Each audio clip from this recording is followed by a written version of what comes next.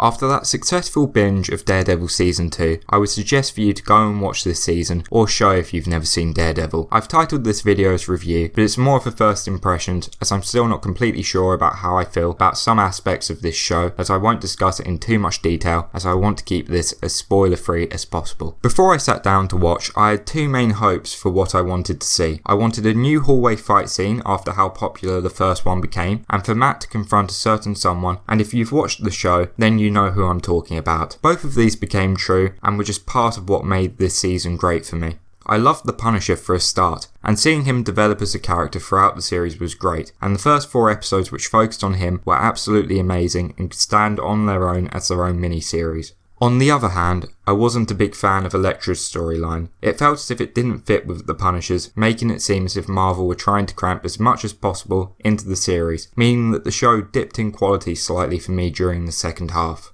The character of Elektra was decent, and I preferred the scenes between her and Matt over Karen and Matt, and it was nice to see some more flashbacks this season with a lot of them focusing on her character. After watching it for the first time, I must say that I love Season 1 for giving us one of my favourite villains ever, keeping the plot focused and keeping the quality of the season consistent throughout.